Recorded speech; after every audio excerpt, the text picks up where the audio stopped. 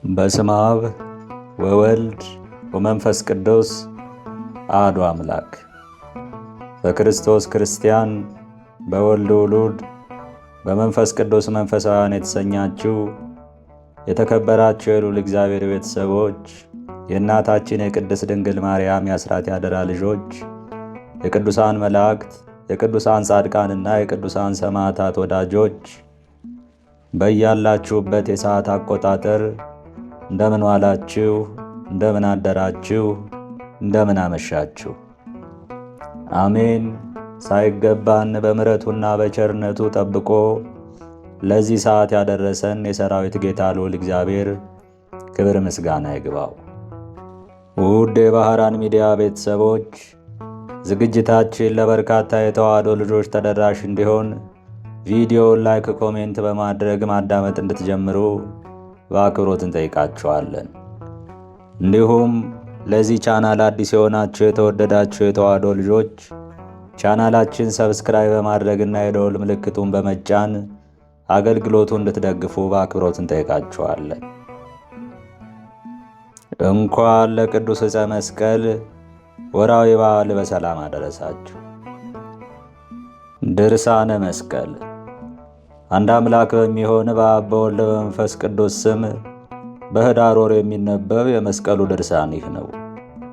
የጌታችንና የአምላካችን የመድኃኒታችን ኢየሱስ ክርስቶስ ይቅርታውና ቸርነቱ የከበረ መስቀሉ ግርማ ሞገስም ከገዳማችን ከደብረ ሊባኖስ ጋር ይኑር ለዘላለሙ አሜን።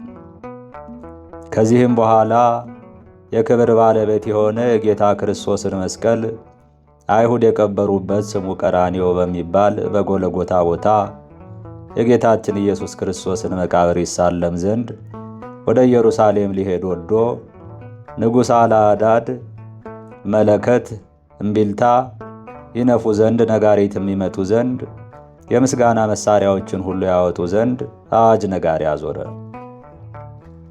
ንጉሥ አልዓዳድም ወደ ኢየሩሳሌም ለመሄድ ተነሳ። የሰራዊቱን ብዛት እንደ ሰማይ ከዋክብት በባህር ዳር እንዳለ አሸዋ የማይቆጠር ነበር። የቀደመው ከፊት ከፊት ይሄዳል፣ በኋላ ያለውም ይከተላል። እንዲህ ባለ ሁኔታም በ5 ወር ከ5 ዕለታት ወደ ኢየሩሳሌም ደረሰ። ንጉሥ አልዓዳድም ወደ ኢየሩሳሌም ሀገር በደረሰ ጊዜ ከዮርዳኖስ ጀምሮ ጌታችን ኢየሱስ ክርስቶስ እስከተቀበረበት ቦታ እስከ ጎለጎታ ድረስ አምላክን የወለደች በድንጋሌ ሥጋ በድንጋሌ ነፍስ የጸናች የክብርት እመቤታችን ማርያም መቃብር እስካለበት እስከ ጌቴ ሰማኒ ድረስ የከበሩ ቦታዎችን በመሳለም ፈጽሞ ጸለየ፣ ማለደ፣ ወደ ጌታም ለመነ። ከዚህም በኋላ ወደሚገዛው ሀገር በደህና በሰላም ተመልሶ ገባ። ከዚህም በኋላ በመስከረም ወር በ17 ቀን በጌታችን በፈጣሪያችንና በመድኃኒታችን በመስቀሉ ስም የተራቡትን በማጥገብ የተጠሙትንም በማጠጣትና በማርካት ለድሆችና ለምስኪኖች ለባልቴቶችና ለሙት ልጆች ለሮም ሀገር ሰዎችም ለመኳንንቱ ለመሳፍንቱም ታላቅ በዓልን ያደርግ ዘንድ አሰበ። ላሞችን፣ በሮችን፣ በጎችን፣ ፍየሎችን፣ ዶሮዎችን በብዛት ያርዱ ዘንድ ንጉሥ አልዓዳድ አገልጋዮቹን አዘዛቸው። አገልጋዮቹም እንዳዘዛቸው አደረጉ። ብዙ ላሞችን፣ በሬዎችን፣ በጎችንና ፍየሎችን ዶሮዎችንም ያመጡና አረዱ። በዚያች ቀንም የታረዱት ቁጥራቸው ይህ ነው: 9,000 ላሞች፣ 9,000 በሬዎች፣ 9,000 በጎች፣ 9,000 ፍየሎች፣ 6,000 ዋልያዎች ወይም አጋዘኖች፣ 6,000 የዱር እንስሳ፣ 7,000 ዶሮዎች። መጠኑ ቆሮስ በሚባል መስፈሪያ 9,000 የሆነ የስንዴ ዶቄት ቅባቱንም ዘይቱንም ቅቤውንም በብዛት አቀረቡ። አገልጋዮቹና ሰራዊቱ ቤተሰቦቹም ሁሉ እንደዚህ አደረጉ። የአንዱ ቆሮስ መስፈሪያ መጠን 12 ጫን ኩንታል ነው። ንጉሥ አልዓዳድም በከበረ መስቀል ስም የተሠራ ማዕዱን ምሉ የሆነ የወይን ጠጅ አቀረበላቸውና ሁሉም ነዳያን፣ ምስኪናን፣ ባልቴቶችና የሙት ልጆች፣ የመንግሥት ታላላቆች ሁሉ የተጠሩትም ሁሉ በልተው ጠገቡ፣ ጠጥተው ረኩ። ይህ ንጉሥ አልዓዳድ ግን ከሰንበታትና የክብር ባለቤት ከሆነ ከኢየሱስ ክርስቶስ በዓል በቀር እንጀራና ሥጋ አይበላም፣ ወይንንና ጠጅንም አይጠጣም ነበር። እስካረፈና ወደ ሰማያዊ መንግሥት እስከገባ ድረስ በአልጋ ላይ አልተኛም። በድንኳን ውስጥ በምድር ላይ አመድ ነስንሶ ይተኛል እንጂ ወደ ቤቱ ገብቶ በመተኛት አያድርም። ከዓይኖቹም እንባ አይቋረጥም። ከሲኦልና ከገሃነመ እሳት ነፍሳቸውን ያድን ዘንድ በሀገረ መንግሥቱ ስለሚኖሩ ሕዝቦችና ስለ ራሱ በቀንና በሌሊት ያለማቋረጥ ወደ እግዚአብሔር በማልቀስ ይለምናል ይማልዳል እንጂ። በእንዲህ ያለ ግብርም ሲኖር ከዕለታት በአንዲት ዕለት በጸሎት ላይ ሳለ በመንፈቀ ሌሊት አባቱ ኢንዱስ ባጸደ ነፍስ መጥቶ ተገለጸለትና እንዲህ አለው። ንጉሥ ልጄ ሆይ ፈጣሪህ እግዚአብሔርን ባለ ኃይል ሁሉ ውደደው፣ በፍጹም ልብህ በፍጹም ሐሳብህም ሁሉ ውደደው። ለሰው ዓለሙን ሁሉ ቢያተርፍ ቢገዛ በነፍሱ ከተጎዳ ምን ይረባዋል? ምን ይጠቅመዋል? ለነፍሱስ ቤዛ ምን በሰጠ ነበር ብሎ የክብር ባለቤት ጌታችን ኢየሱስ ክርስቶስ በከበረ ወንጌሉ እንደተናገረው ሕልፈቱ ፈጥኖ በሚደረግ በዚህ ኃላፊ ጠፊ በሆነ ዓለም የነፍሱን ቤዛ በማይሆን በመንግሥት ገዥ ሁኜ በታላቅ ክብር እንደነበርኩ እኔን አባትህን አስቀድመ ታውቀኛለህ። ስለዚህም ልጄ ሆይ ስማ ልንገርህ፣ ከጾም ከጸሎት ከስግደት ከምጽዋት ከፍቅር ከትሕትና በቀር ምንም የሚጠቅም ነገር እንደሌለ ወቅ። ልጄ ሆይ መክብብ ሰለሞን የተናገረውን አልሰማህምን? እንዲህ ሲል ሁሉ ከንቱ ነው፣ የዚህ ዓለም ኑሮም ከንቱ ነው፣ ከሰማይ በታች ያለው ሁሉ አይረባም አይጠቅምም። ልጁ አልዓዳድም ለአባቱ አባቴ ሆይ እኔ ዛሬ ወደ አንተ መጥቼ አንተን እከተልሃለሁ፣ ከአንተ ጋር እኖርም ዘንድ እነሆ ከአንተ አልለይም። አንተ ወደ ሄድክበት እኔም እሄዳለሁ፣ ከምትኖርበትም እኔም እኖራለሁ ብሎ መለሰለት። አባቱም እንዲህ ብሎ መለሰለት፣ ልጄ ሆይ ይህ ነገር በእኔ ዘንድ የሚቻል አይደለም። ይህንንም አንተ የምትለኝን ነገር አደርግልህ ዘንድ ከእግዚአብሔር ሥልጣንን አልተቀበልኩም። ነገር ግን አደራህን ጠብቅ። ለባለጸጋ፣ ለድሃ፣ ለታላቅ፣ ለታናሽ፣ ለኃይለኛ፣ ለደካማ ብለህ ፍርድን አታጣምም። ሁሉም የእግዚአብሔር ፍጥረቶች የሆኑ ናቸውና ሁሉም እንደ ሥራው እንደ ሃይማኖቱ ፍዳውን ዋጋውን ይቀበላልና። በእግዚአብሔር ዘንድ ታላቅ፣ ታናሽ፣ ባለጸጋ፣ ድሃ፣ ኃይለኛ፣ ደካማ የለምና። ልጄ ሆይ ሽማግሌን አክብር፣ የተገፋውን የተቸገረውን አድን፣ ያዘነውን የተከዘውን አረጋጋ፣ የተራበውን አጥግብ፣ የተጠማውን እስከሚረካ ጠጣ፣ የታረዘውን አልብስ፣ ረጂ የሌላቸውን እርዳቸው። ሁለት ዓለማትን ተወርስ ዘንድ የሕይወትህም ዘመን ይረዝም ዘንድ ልጄ ሆይ ከሁሉ ነገር ይህ ሥራ ይሻልሃልና ብፅዕና አለህ። እኒህንም ትምህርቶች ካስተማረ በኋላ አባቱ ኢንዳስ ከእሱ ተሰወረ። አልዓዳድም እግዚአብሔር ጥበብን ዕውቀትን ሰጥቶት አባቱ የነገረውንና የመከረውን ሁሉ ሰርቶ ፈጸመ። ወደ ቀኝም ቢሆን ወደ ግራም ቢሆን ከአባቱ ምክር ፈቀቅ አላለም። በሥራው ሁሉ እግዚአብሔርን አገለገለው፣ ደስም አሰኘው። እንደ ቸር ጠባቂ ሕዝቡን እየጎበኘ በአባቱ መንግሥት 77 ዓመት በእንደዚህ ያለ ሥራ ኖረ። ከዚህም በኋላ የመላእክት አለቃ ቅዱስ ሚካኤል ወደ እርሱ መጥቶ እንዲህ አለው፣ ከልዑል እግዚአብሔር ዘንድ ወደ አንተ ተላኩ። የእግዚአብሔርን ትእዛዝ እነግር ዘንድ እነሆ ከዚህ ከኃላፊና ጠፊ ዓለም የምትለይበት ጊዜ ደረሰ። ቤትህን አዘጋጅ፣ ከክፉ ነገር ሁሉ ተጠብቀህ በጎ ነገር ሥራ። ከእንግዲህ ወዲህ ከድካም ወደ ረፍት፣ ከሐዘንም ወደ ደስታ፣ ከጉስቁልና ወደ ክብር፣ ከሞትም ወደ ዘላለማዊ ሕይወት ትሄዳለህና ቤትህን አዘጋጅ አለው። መልአኩም ይህን ነግሮት አልፎ ሄደ። ከእርሱም ተሰውሮ ወደ ሰማያት አረገ። እርሱም አገልጋዮቹን፣ ሰራዊቱን፣ ቤተሰቦቹንም ሁሉ ነዳያንን፣ ምስኪኖችን፣ ባልቴቶችንና የሙት ልጆችን፣ ካህናትንና ዲያቆናትን፣ መዘምራንንም ይጠሯቸው ዘንድ አዘዛቸው።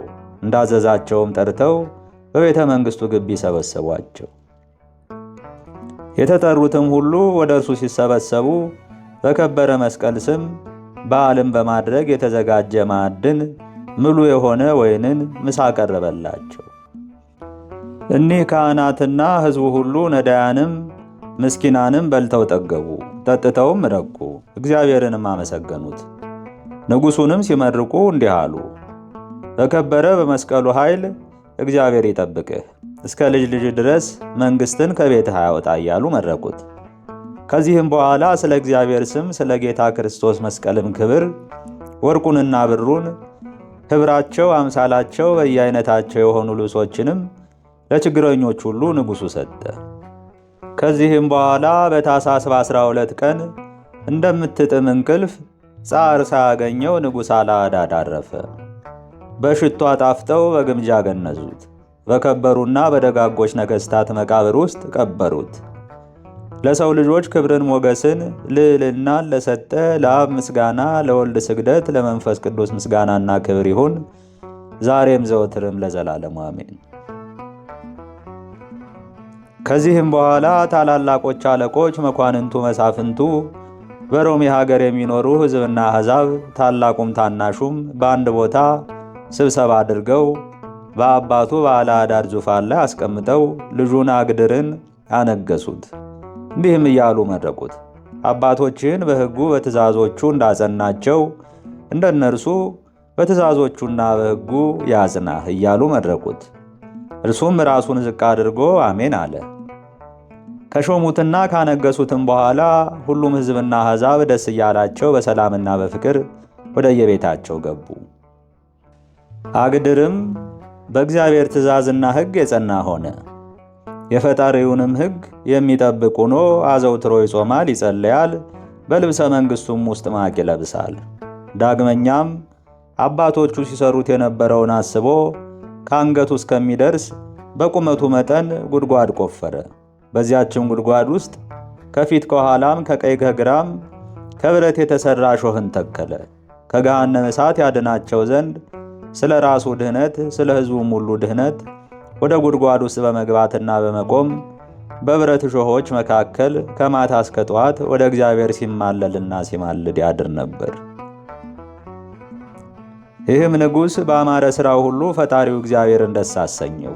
መላእክትም ሁልጊዜ አዘውትረው ይጎበኙት ነበር። በየዕለቱ በየሰዓቱ መጎብኘታቸውን አያቋርጡም። በየዕለቱም የሚሠራቸውን ሁሉ ተገልጸው ይነግሩት ነበር። ዳግመኛም የክብር ባለቤት ጌታ ኢየሱስ ክርስቶስ በከበረ ዕፀ መስቀል ላይ የተቀበለውን መከራውን እያሰበ በሾሁ መካከል በልቡ በደረቱ ሌሊቱን ሁሉ ይንከባለልና ይሰግድ ነበር። ንጋትም በሆነ ጊዜ ከዚያ ጉድጓድ ይወጣና ሰዎች ሥራውን እንዳያውቁበት በለበሰው ማቅ በበላዩ ከነጭ ሐር የተሠራ ንጹሕ የሆነ ልብሰ መንግሥቱን ለሰው ለመታየት ለብሶ በሚፈርድበት ዙፋን ላይ ይቀመጥ ነበር። ክርክር ሙግት ያለባቸው ሁሉ ሕዝቡም አሕዛቡም ወደ እርሱ ይመጣሉ። እርሱም ያለማዳላት በእውነት ትክክል ፍርድን ይፈርዳል። በፍርድ አደባባይም በተቀመጠ ጊዜ የመላእክት አለቆች ሚካኤልና ገብርኤል በቀኙና በግራው ሆነው ይጠብቁታል። የሚፈርደውንም እውነተኛውን ነገር ልብ ያስደርጉታል። በዘመኑም ጸብ ክርክር አልነበረም። ያረጁትን አብያተ ክርስቲያናት አደሳቸው እንጂ ለጸሎት ለመሥዋዕት የተከፈቱም አደረጋቸው እንጂ ደግሞ ሌሎችን አብያተ ክርስቲያናት በከበረ መስቀል ስም ደግሞ አምላክን በወለደች በድንጋሌ ሥጋ በድንጋሌ ነፍስ በጸናች በቅድስት ድንግል እመቤታችን ማርያም ስም ያለመታከት በታላቅ ትጋት አነጻቸው። ንጉሥ አግድርም በነገሰ በ37 ዓመት ንጉሥ አግድርን ይወጉት ዘንድ አመፀኞች የሆኑ ከጢሮስና ከሲኖዳ ሀገር ከአጉማሲት፣ ከአጵልዮሳት፣ ከአኩሱዲ፣ ከጠርሴስ አረማውያን ነገሥታት እኒህ ሁሉም መጥተው ሀገሩን እንደ ግድግዳ ከበው ተሰለፉበት። ንጉሥ አግድርም አረማውያን ነገሥታት እንደ ከበቡት በተመለከተ ጊዜ ከእሳቸው ጋር ይዋጋ ዘንድ ሰራዊቱን ሁሉ ሰብስቦ በርብራድስ አንጻር በሜልምሶር ውስጥ ከሰራዊት ጋር ተሰለፈ። የአግድርም ሰራዊት የኒህን አረማውያን ብዛታቸውን በተመለከቱ ጊዜ እጅግ ፈርተው ደነገጡ። የኒህ አረማውያንና አረባውያን ብዛታቸው እንደ ሰማይ ኮከብና እንደ ባህር ዳር አሸዋ ሆኗልና። ንጉሥ አግድርም 6000 ሰራዊት ከሰረገላዎቻቸው ጋር በአረባውያን ፊት ለፊት እንዲቆሙና እንዲሰለፉ 6000 በአረባውያን ኋላ ቆመው ይሰለፉ ዘንድ 6000 በአረባውያን በቀኛቸው የቆሙና ይሰለፉ ዘንድ 6000 በአረባውያን በግራቸው ቆመው ይሰለፉ ዘንድ አዘዛቸው።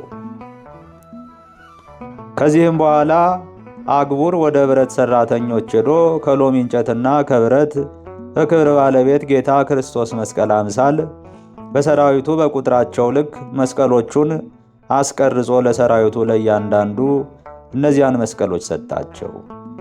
እነዚያ ሰራዊትም ንጉሡ በሰጣቸው ጊዜ እጅግ ደስ አላቸው። እንዲህም አሉ፣ የክቡር መስቀል ኃይል ከእኛ ጋር እያለ እንግዲህ ድል የሚያደርገን የለም አሉ። በዚያንም ጊዜ ንጉሣቸው የሰጣቸው እነዚያን መስቀሎች እያንዳንዳቸው እጆቻቸው ያዙ። ከዚህም በኋላ ንጉሥ አግድርና ሰራዊቱ ሁሉ ከእኒህ አረባውያን ጋር ይዋጉ ዘንድ ጀመሩ። ታላቅ ጦርነትም ሆነ። ንጉሥ አግድርም ወደ ልዑል እግዚአብሔር በታላቅ ድምፅ በመጮህ ለመነ፣ ማለደም እንዲህ አለ። ጌታዬ ፈጣሪዬ፣ የሕያው እግዚአብሔር ልጅ ሰው የሆንክ የድንግል ማርያም ልጅ እርዳኝ። ከእኒህ አረባውያንና አረማውያን ከእጃቸው አድነኝ።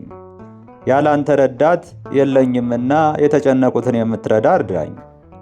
የደከሙትንም የምታድን የምትረዳ አድነኝ፣ እርዳኝ። በዚያንም ጊዜ ክብር ባለቤት ጌታችንና አምላካችን ኢየሱስ ክርስቶስ ጸሎቱን ልመናውንም ምልጃውንም ተቀብሎ ፈጥኖ ደርሶ መጣና እንዲህ አለው። ወዳጅ አግድር ሆይ ለምን እንዲህ ታዝናለህ ትተክዛለህ? አለው። ንጉሥ አግድርም መልሶ እንዲህ አለው፣ ጌታዬ ፈጣሪ ሆይ ዛሬ ግን ከእኒህ አረባውያን ብዛት የተነሳ እጅግ ፈርቼ ደነገጥኩ። ከኒህም ከጠላቶቼ ከእጃቸው የሚረዳኝና የሚያድነኝ ካንተ በቀር እንደሌለ ባስተዋልኩ ጊዜ የፍጥረቱ ሁሉ ጌታ ጌታዬ ትረዳኝና ታድነኝ ዘንድ ጠራሁህ አለው። የክብር ባለቤት ጌታችን ኢየሱስ ክርስቶስም መልሶ እኔ መርዳትና ማዳን እንደምችል ማን ነገረህ? ያስተማረህስ ማን ነው? አለው። አግድርም እንዲህ ብሎ መለሰለት፣ እነሆ ለአባቴ አባቱ አስተማረው፣ ለእኔም አባቴ አስተማረኝ። በእውነት አንተ መርዳትና ማዳን እንደምትችል ከአንተ በቀር ሌላ የሚያድን እንደሌለ አባቴ ነገረኝ አስተማረኝም አለው። በዚያንም ጊዜ አያቱ ኢንዳስን አባቱ አልዓዳድን ከአጸደ ነፍስ ከገነት ተድላ ፈጥኖ አመጣቸው። ወዲያውኑ ለአግድር ጌታችን እንዲህ አለው፣ አባቶችን ልብ ብለህ ተመልከታቸው።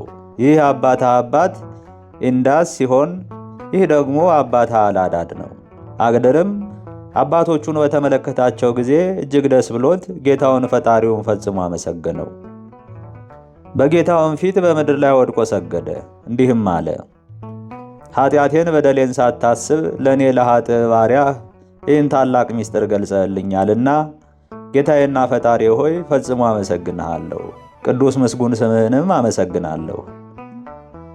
እነዚያም ሰዎች አባቶቹ መልሰው እንዲህ አሉት፣ ልጃችን ሆይ ከምድር ነገሥታት ሁሉ የሚበልጥና የሚሻል ጸጋን፣ ታላቅ ክብርን፣ ባለሟልነትን፣ ልዕልናን ከፈጣሪህ እግዚአብሔር ዘንድ አግኝተሃልና ከእንግዲህ ወዲህ እኛን ምሰለን። ፈጣሪህ እግዚአብሔርን ውደደው፣ ትእዛዛቱንም ጠብቅ። የሁለት ዓለም ወራሽ ትሆን ዘንድ በመንገዶቹ ተጓዝ። እኒህ አባቶቹ ይህን ምክር ከመከሩት በኋላ ዝም አሉ። በዚያንም ጊዜ እነዚያን አረባውያንና አረማውያን ይጣሏቸው ዘንድ ሰባቱን የመላእክት አለቆች ጌታችን ኢየሱስ ክርስቶስ አዘዛቸው። እኒህ መላእክትም ጌታችን ኢየሱስ ክርስቶስ እንዳዘዛቸው አደረጉ። ጥቅል ንፋስንም አስነስተው ከእርሳቸው አንድ እንኳ ሳያስቀሩ በአንዲት ሰዓት ውስጥ ጨረሷቸው። የእኒህም ያለቁት ወንጀለኞች አረማውያን ቁጥራቸው ብረት ለበሶች 700,000፣ በኮር ላይ የተጫኑ 700,000፣ ፍላጻ የተሸከሙ 700,000፣ የተሳሉ ሰይፎችን የያዙ 600,000 ሆነ። እኒህ ሁሉ በቅጽበት የጠፉና የሞቱ ደማቸው እንደ ክረምት ጎርፍ በብዛት ጎረፈ። ስለ ንጉሥ አግድር ሃይማኖት ጽናትና ስለ እነርሱም በክንፈ ረድኤቱ እግዚአብሔር ፈጽሞ ሰውሯቸዋልና ከሮም አገር ሰዎችና ከንጉሡ ሰራዊት የሞተ ወይም የጠፋ ወይም የቆሰለ የለም። ከዚህ ድንቅ ታምር በኋላ የክብር ባለቤት ጌታችን ኢየሱስ ክርስቶስ መላእክት እያመሰገኑት በታላቅ ክብር ወደ ሰማያት ወጣ። ንጉሥ አግድርም ፈጣሪው እግዚአብሔርን ፈጽሞ እያመሰገነ በምድር ላይ ወድቆ ሰገደ። ከዚህም በኋላ ንጉሥ አግድር በፊቱ ነጋሪት እያስመታ ተመለሰ። በፍጹም ደስታ ከሰራዊቱ ጋር ክብር ምስጉን እግዚአብሔርን በማመስገን ለእግዚአብሔር በሰማያት ምስጋና ሆነ፣ በምድርም ለሰው በጎ ፈቃድ ሆነ እያሉ ወደ ቤተ መንግሥቱ ገባ። ዳግመኛም እንዲህ አሉ። ክቡር ምስጉን እግዚአብሔር ስላደረገላት በጎ ሥራዎች ሁሉ ልልናዋ፣ ክብሯ፣ ደስታዋ ለሮሜ ሀገር ምን ይመስላል? ምን ያህል ነው መጠኑስ? ስለ ሃይማኖቷ ጽናትም እግዚአብሔር በዓለም ውስጥ ባሉ አገሮች ሁሉ ከፍ ከፍ አድርጎ አክብሯታልና።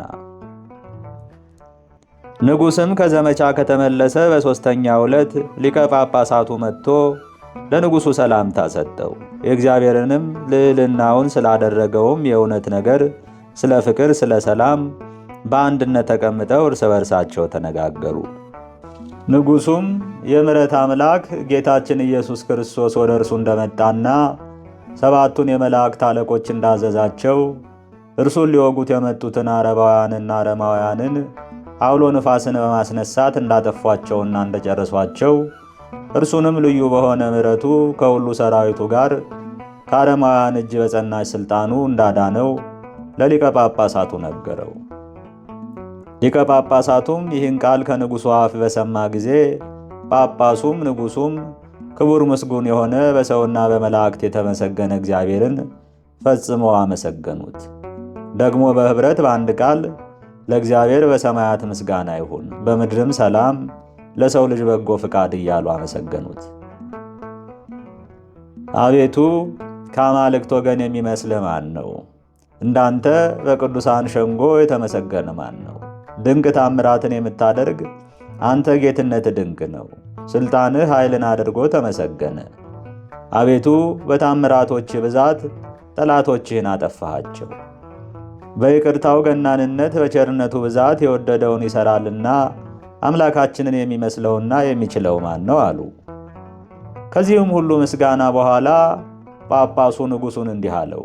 ልጄ ንጉሡ ሆይ የእግዚአብሔርን ትእዛዞችንና ሕጎቹን ጠብቅ። ወደ ጎልማሳ ሚስት አትሂድ፣ ነፍስን አትግደል፣ በሐሰት አትመስክር፣ አታድላ። ለድሆችም ቢሆን ለሀብታም፣ ለታናሽም ቢሆን ለታላቅም ቢሆን አጣመህ አትፍረድ። በእግዚአብሔር ቤት የተሾሙ ካህናትን ጠብቃቸው፣ ለአንተ አደራ ተሰጥተዋልና። ጳጳሳትን፣ ኤጲስቆጶሳትን፣ ቀሳውስትን፣ ዲያቆናትን ስለ አንተ የሚማልዱ ለዓለሙም ሁሉ ምሕረትን የሚለምኑ ስለሆነ ተንከባከባቸው። ደግሞ ከእግዚአብሔር ዘንድ ይቅርታና ምሕረት ስለ እርሳቸው ይወርዳልና አብያተ ክርስቲያናትን ተንከባከባቸው። አንተም ልጄ ሆይ እኔ የምነግርህን ነገሬን ስማ። ብሩክ ቅዱስ የሆንክ ልጄ ሆይ ወርቅን ብርን አትውደድ። ወርቁም ይዝጋል፣ ብሩም ይለወጣል፣ ፈጥኖም ይጠፋል። ያማሩ የነጹ ቀጫጭን ልብሶችንም ብል ነቀዝ ይበላቸዋልና ገንዘብን የምትወድ አትሁን። እንዲሁ እኔም ከዛሬ ወዲያ እሄዳለሁ፣ ወደ አንተ ተመልሼ በኃላፊው ሥጋ ዓለም አንገናኝም አለው። ንጉሥም ይህን ቃል ከሊቀ ጳጳሳቱ አንደበት በሰማ ጊዜ ፈጽሞ አዘነ። ሊቀ ጳጳሳቱ ከእርሱ ስለ መለየቱ እጅግ አለቀሰ። እንዲህም አለው፣ ወዴት ነው የምትሄደው? እኔንስ ወደ ማን ትተወኛለህ? አለው። ሊቀ ጳጳሳቱም መልሶ እንዲህ አለው፣ የሚረዳህ እግዚአብሔር ከአንተ ጋር ስላለ ልጄ ሆይ አትፍራ፣ አትደንግጥ። ስለ እኔ ማልቀስህንም ተው።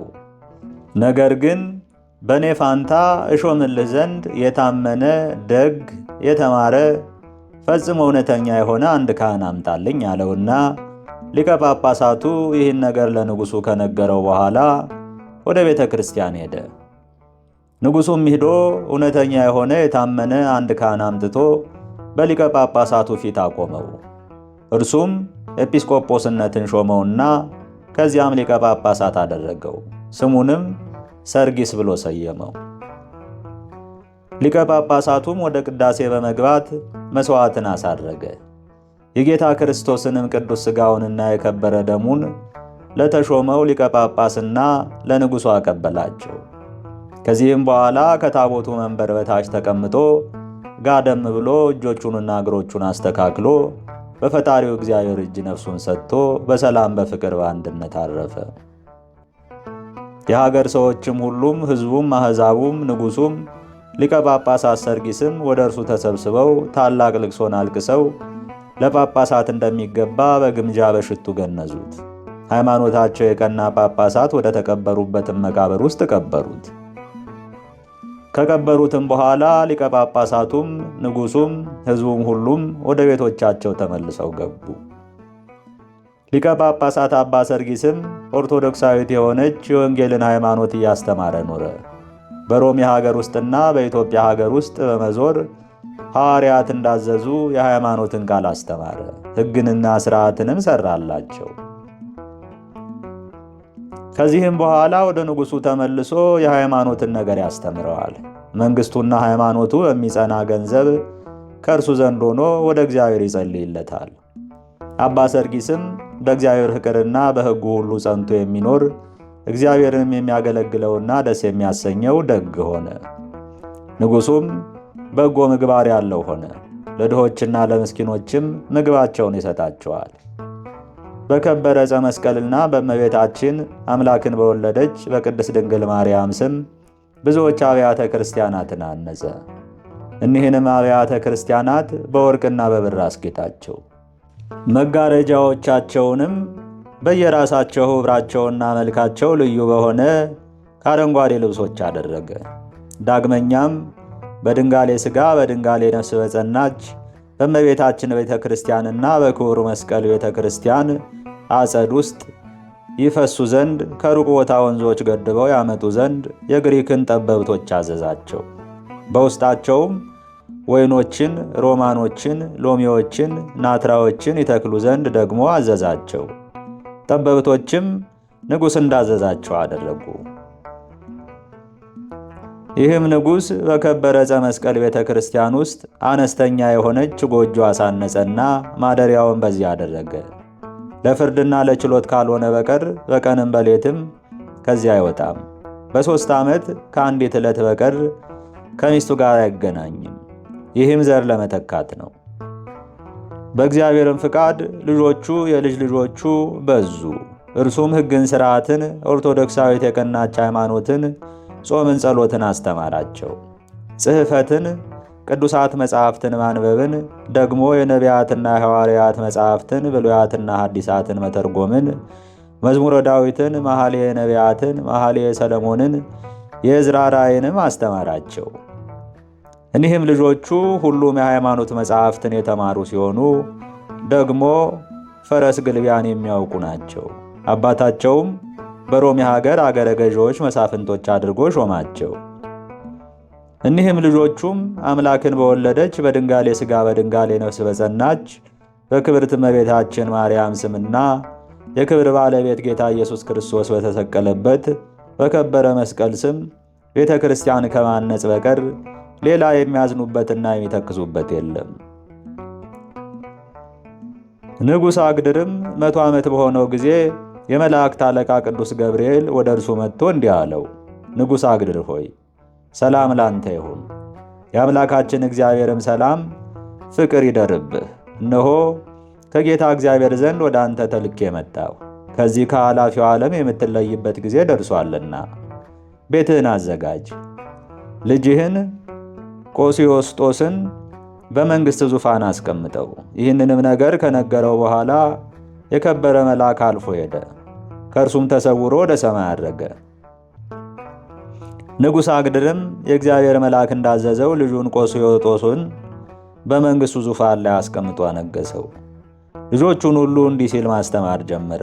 ልጆች ሆይ ስለ እግዚአብሔር ስም አምላክን ስለወለደች በድንጋሌ ሥጋ በድንጋሌ ነፍስ በጸናች በክብርት እመቤታችን ማርያም ስም የክብር ባለቤት ጌታ ኢየሱስ ክርስቶስ ስለተሰቀለበት ስለ መስቀሉ ስም አደራ የምላችሁ ልጆች ሆይ የፈጣሪያችን የእግዚአብሔርን ትእዛዛቱንና ሕጎቹን ጠብቁ። ፈጣሪያችን እግዚአብሔርንም በፍጹም ልቡናችሁ ውደዱት። በሕጉ ሁሉ ጸንታችሁ ኑሩ። ለድሃ ለባለጸጋ፣ ለባልቴቶችና ለሙት ልጅ ብላችሁ ፍርድን አታዳሉ። ባለጸጋውንም ድሃውንም የፈጠራቸው እርሱ እግዚአብሔር ነውና። ከእርሱ ከጌታ ለእናንተ ምሕረትን የሚለምኑላችሁን በቤተ እግዚአብሔር የተሾሙ ካህናትን ውደዷቸው፣ ተንከባከቧቸው። በዚህ ዓለም በጎ ነገርን ታገኙ ዘንድ ዕድሜያችሁም ይረዝም ዘንድ የሚመጣውም ዓለም የዘላለም ሕይወትን ታገኙ ዘንድ በሥጋችሁም ቢሆን በዓይኖቻችሁም ቢሆን በሐሳባችሁም ቢሆን አታመንዝሩ። ከመቅሰፍት እንድትድኑ በድሆችና በሀብታሞች ሁሉ ዘንድ የምትወደዱ ሁኑ። በእግዚአብሔር አምላክ ዘንድ የተናቀ ነውና ወርቅን፣ ብርን፣ ቀጫጭን ልብሶችን አትውደዱ። ባሕር፣ ቀላያት፣ እንስሳትና አራዊት፣ ሰውና መላእክት የሚያመሰግኑት ጌታ እግዚአብሔር የፈጠራቸው ነዳያንን በፍጹም ልቦናችሁ ውደዷቸው፣ መግቧቸው። ይህንንም ካደረጋችሁ በእግዚአብሔር ዘንድ ክብርን፣ ባለሟልነትን ታገኛላችሁ። በዚህ ዓለም ምድራዊ መንግሥትን፣ በሚመጣውም ዓለም ሰማያዊት መንግሥትን በማግኘት የሁለት ዓለም ወራሾች ሆናችሁ ከመላእክት ጋር በአንድነት ደስ ይላችሁ ዘንድ። በዚህ ዓለም በጎ ሥራ በመሥራት የደከመ ለዘላለሙ ሕያው ሆኖ ይኖራል፣ ጥፋትንም አያይም ሲል ነቢይ አስቀድሞ ትንቢትን እንደተናገረ፣ ልጆቹም ይህን ነገር በሰሙ ጊዜ አባታቸው እንደሚሞት አወቁ። አባታቸው የሚሞትባቸው ስለሆነ ስለዚህ ወደ እግዚአብሔር ፈጽሞ አለቀሱ። ንጉሥ አግድርም ለልጆቹ እንዲህ ብሎ መለሰላቸው፣ ልጆቼ ሆይ ይህን ሐዘንና ለቅሶ ተዉ፣ ከእናንተ አስወግዱ። ግን ምክሬን በልቦናችሁ አኑሩት፣ አስቡትም። በክርታሳችሁና በልባችሁ ሰሌዳ ላይ ይህን የመከርኳችሁን ምክሬን ጻፉት። ከዚህም በኋላ ሊቀ ጳጳሳት አባ ሰርጊስን ይጠሩት ዘንድ አገልጋዮቹን አዘዛቸው። የንጉሥ መልእክተኞችም ሂደው አባ ሰርጊስን ጠሩት። አባ ሰርጊስም ወደ ንጉሡ መጣ። ንጉሥም እንዲህ አለው፣ አባቴ ሆይ የጽድቅንና የሕይወትን መንገድ ታስተምራቸው ዘንድ እኒህን ልጆቼን ለአንተ አደራ አስጠብቄያቸዋለሁ አለው። ሊቀ ጳጳሳት አባ ሰርጊስም እንዲህ ብሎ መለሰለት፣ አንተ ወዴት ትሄዳለህ? እኔንስ ወደ ማን ትተወኛለህ? አለው። ንጉሥም ለአባ ሰርጊስ እንዲህ አለው፣ በሞት መጥሪያ ደወል ወደ ጠራኝ ለዘላለሙ ሕያው ወደሆነ ፈጣሪ ሄዳለሁ አለው። ሊቀ ጳጳሳት አባ ሰርጊስም ንጉሥ አግድርን እንዲህ አለው፣ እኔን ለማን ትተወኛለህ? የሮሜ መብራት ሆይ እንዳንተ ያለ ደግ ገዢ ጠባቂ፣ የአብያተ ክርስቲያናት ብርሃናቸው፣ ለሙት ልጅ አባት፣ ለባልቴቶች ጠባቂ የሆንክ፣ የዘይት ማሰሮ በገንዘብ ብዛት በሽያጭ ለማይገኝ ለከበረ ዕንቁ ሳጥን የሆንክ እንዳንተ ያለ ከወዴት እናገኛለን? እኔም የፈጣሪ ፍቃድ ይከለክለኛል እንጂ አንተ ወደምትኖርበት ሄጄ ከአንተ ጋር እኖር ዘንድ ከአንተ ጋር መሄድን እወዳለሁ። ንጉሡም ለአባ ሰርጊስ እንዲህ አለው፣ ከእኔ ጋር ወደ እግዚአብሔር ትሄድ ዘንድ ከእግዚአብሔር አልተፈቀደልኝም። ይህ ነገር ከእኔ ዘንድ አይሆንም። ነገር ግን የጌታ ኢየሱስ ክርስቶስን ቅዱስ ሥጋውን የከበረ ደሙን በከበሩ እጆች ታቀብለኝ ዘንድ ወደ ቤተ ክርስቲያን ሄደህ የቁርባኑን መሥዋዕት አዘጋጅልኝ። በዚያም ጊዜ ሊቀ ጳጳሳት ሰርጊስ ወደ ቤተ ክርስቲያን ሂዶ መሥዋዕትን አዘጋጅቶ ቀድሶ የጌታችንን የመድኃኒታችንን የፈጣሪያችን ኢየሱስ ክርስቶስን ቅዱስ ሥጋውን ክቡር ደሙን አቀበለው። ንጉሥ አግድርም ከተቀበለ በኋላ ያለ ጻዕርና ያለ ሕማም እንደ ጣፋጭ እንቅልፍ በሰላም አረፈ። መኳንንቱና መሳፍንቱም ታናናሾቹም ታላላቆቹም የሀገር ሰዎች ሁሉም ወደ እርሱ ተሰበሰቡና ፈጽሞ አለቀሱለት። በከበሩ ልብሶች አሉን ናርዶስ ከሚባሉ ሽቶዎች ጋር ገንዘው በከበረ ዕፀ መስቀል ቤተ ክርስቲያን ግቢ አባቶቹ ነገሥታት በተቀበሩበት መሪር እንባን እያለቀሱ ቀበሩት። ከዚህም በኋላ ሊቀ ጳጳስና መኳንንቱ ከቀበሩ ወገኖች ጋር ወደ ቤታቸው ተመለሱ። የዚህ ጻድቅ በረከትና የጌታችን የአምላካችን የመድኃኒታችን የኢየሱስ ክርስቶስ የመስቀሉ ኃይል ከሀገራችን ከኢትዮጵያ ጋር ይኑር ለዘላለሙ አሜን። አባታችን ሆይ በሰማያት የምትኖር፣ ስምህ ይቀደስ፣ መንግሥትህም ትምጣ፣ ፈቃድህ በሰማይ እንደሆነች እንዲሁም በምድር ትሁን። የዕለት እንጀራችን ስጠን ዛሬ፣ በደላችንም ይቅር በለን እኛም የበደሉንን ይቅር እንደምንል።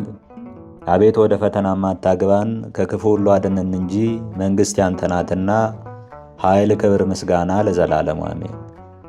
እመቤቴ ማርያም ሆይ በመልአኩ በቅዱስ ገብርኤል ሰላምታ ሰላም እልሻለሁ። በሐሳብሽ ድንግል ነሽ፣ በሥጋሽም ድንግል ነሽ። የአሸናፊ እግዚአብሔር እናት ሆይ ሰላምታ ላንቺ ይገባል። ከሴቶች ሁሉ ተለይተሽ አንቺ የተባረክሽ ነሽና የማኅፀንሽም ፍሬ የተባረከ ነው። ጸጋን የተመላሽ ቅድስት ሆይ ደስ ይበልሽ፣ ልዑል እግዚአብሔር ከአንቺ ጋር ነውና ከተወደደው ልጅሽ ከጌታችን ከመድኃኒታችን ከኢየሱስ ክርስቶስ ዘንድ ይቅርታና ምሕረትን ለምኝልን ኃጢአታችን ያስተሰርይልን ዘንድ ለዘላለሙ አሜን። ከዚህ በመቀጠል የዕለቱን ስንክሳር እናስደምጣለን። ስንክሳር ዘወርኃ ኅዳር 10 አንድ አምላክ በሚሆን በአብ በወልድ በመንፈስ ቅዱስ ስም ኅዳር 10 በዚች ቀን ቅዱሳት ንጹሐት መነኮሳይት ደናግል እናታቸው ሶፊያም በሰማዕትነት አረፉ። እኒህም ቅዱሳት ከተለያዩ አገሮችና ቦታዎች ሲሆኑ መለኮታዊ ፍቅር በአንድነት ሰበሰባቸው። የምንኩስናንም ልብስ ለበሱ። ይኸውም የመላእክት ልብስ ነው። በሮሚያ አገር ካሉ ገዳማትም በአንዱ የሚኖሩ ሆኑ። ቅድስት ሶፊያም በእነርሱ ላይ እመምኔት ሆነች። እርሷም ጸጋንና እውቀትን የተመላች ናት። የቅዱሳን መነኮሳትን ገድል በማንበብ እየጾሙ እየጸለዩ በምድር ላይ እንደ መላእክት እስከሆኑ ድረስ መንፈሳዊ እድገትን አሳደገቻቸው። ከእነርሱም በአንድ ገዳም ውስጥ 70 ዓመት ያህል የኖሩ አሉ። ከውስጣቸውም ልጅ እግሮች የሆኑ አሉ።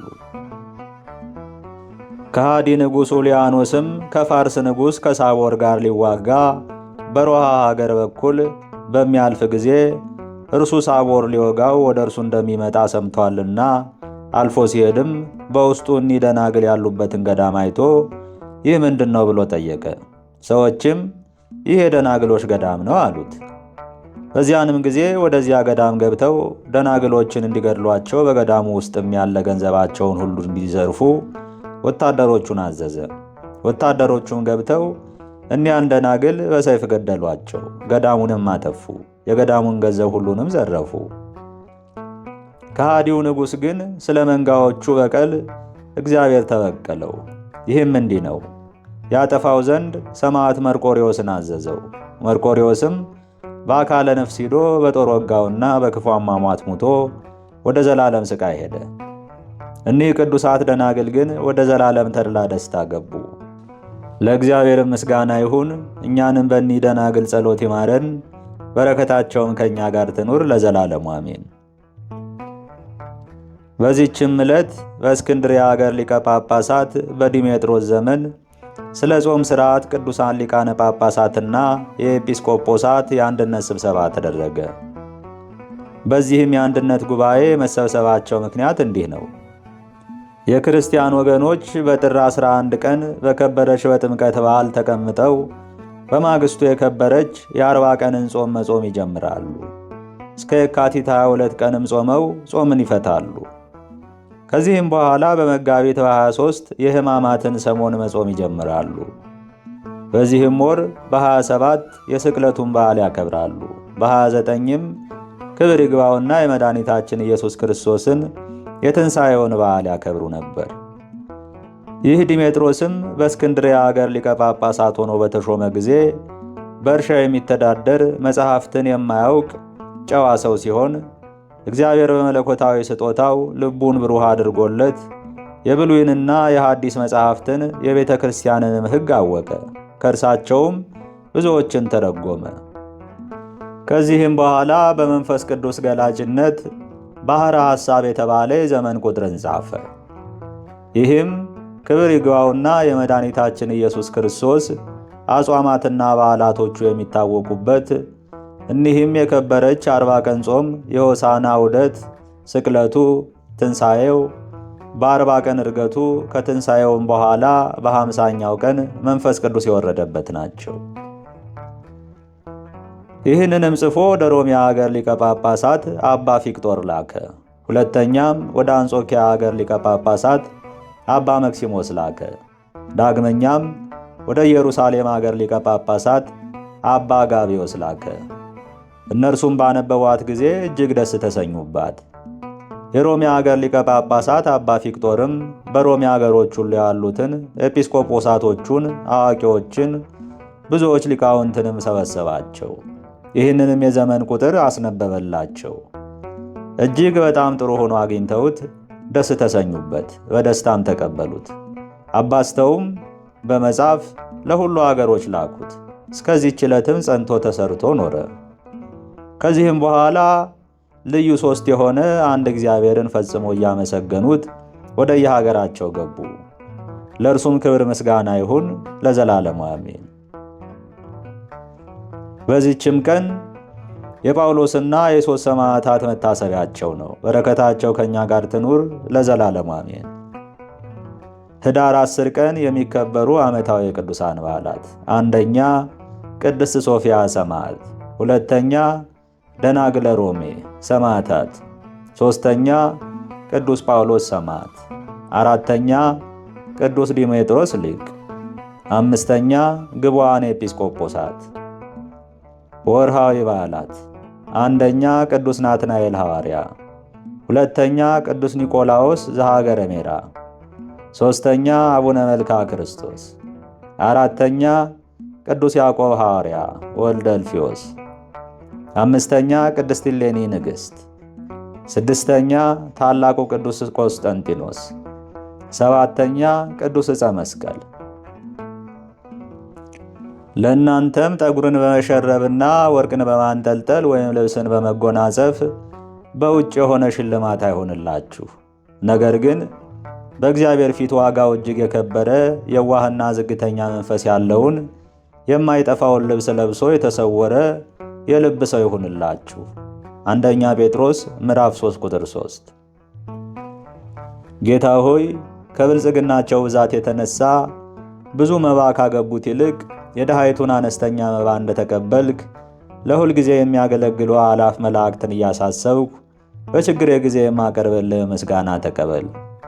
እናንተም ቅዱሳን ነቢያት፣ የወንጌል ሰባኪያን ሐዋርያት፣ ሰማዕታትና ጻድቃን፣ ትጉሃን መላእክት፣ ፍጹማን ደናግል እንዲሁም ደጋጎች መነኮሳት ሆይ ልጅ አዋቂ ሳይለይ የምንሰበሰብበትን የጉባኤ ቦታ ባርኩ።